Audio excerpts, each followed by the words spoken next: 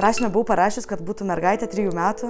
Nuo 3 metų pasiūlymą gavau berniuką 10 mėnesių. Ir tada nuvažiavau su juo susipažinti vieną pirmadienį. Kitą pirmadienį jau parsivežėm namo, tada buvo dar nepilnai 11 mėnesių.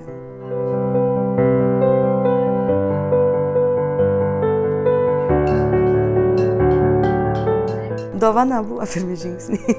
Aišku, tada dar pirmos mėlynės, pirmi gumbai, bet viskas pabiški.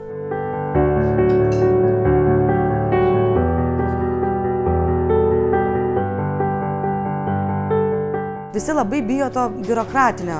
Jie įsivaizduoja, kad tai yra labai didelis sudėtingas žingsnis, kad labai ilgai truks, kad labai daug visko reikės. O iš tikrųjų tai čia tikrai paprasta yra susitvarkyti viską.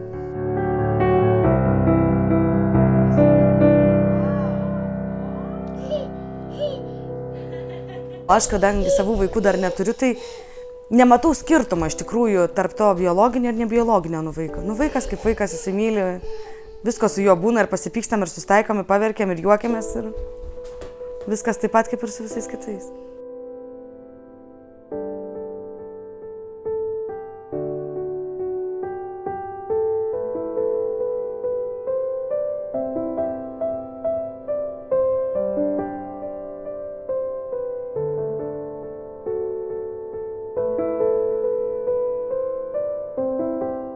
Visą laiką galvodavau, kad svetimą vaiko tikrai negalėčiau ir pamiluoti, ir apkabinti, ten pasimti augintai. Bet tai, kaip pasakyti, juokas ima, bet kaip, jeigu sakai gyvenime, bent man tai būna, jeigu sakai ne, tai visą laiką viskas išsipildo.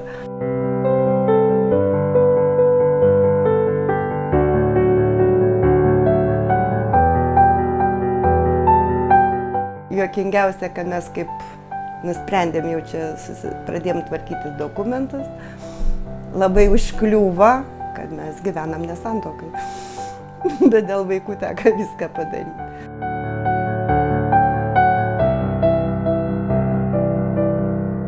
Tai yra visas gyvenimo variklis. Tu turi dėl ko gyventi, dėl ko turi judėti į priekį, tu dėl jų negali sirgti.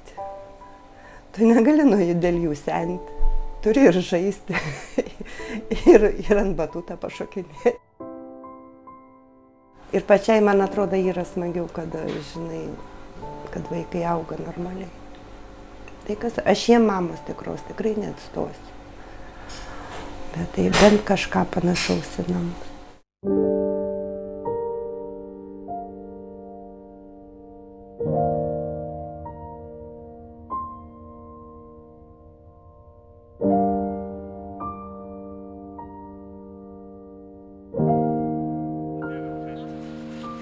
Atėjo ta idėja, kad krypsimės į vaiko teisių apsaugą ir imsim kokį vaikelį užauginti.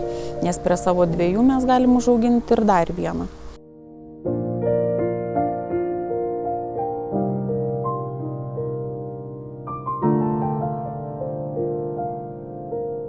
Viskas gerai. Ir myli va vienas kitą ir tikrai džiaugias, kad yra. Ir dar norėtų sesės, bet jau tos galimybės tai nėra, užtenka ir 3.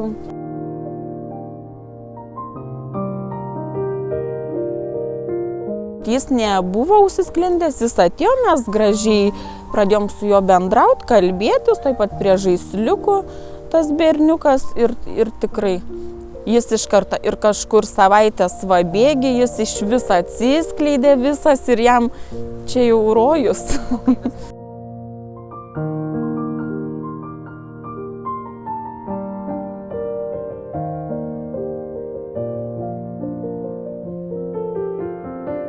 Žinokit, džiaugsmą. Tikrai gerą nuotaiką, gerą džiaugsmą. Tu matai, kad va tam vaikui tenais reikia ko nors, tu visur eini su jais, tikrai.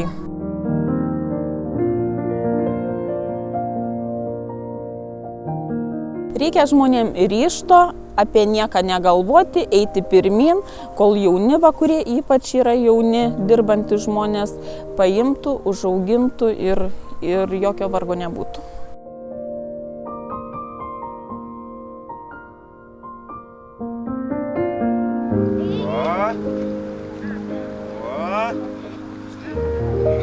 sekasi? O.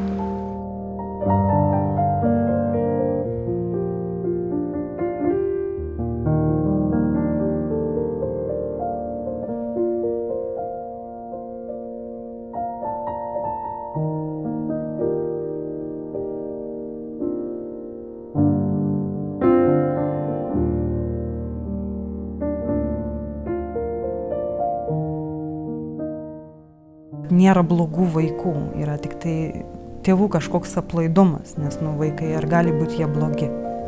Yra ir savų vaikų, kurie neklauso ir išdykauja, tai ką, jie blogi, kažkodėl mes apie tai negalvojam.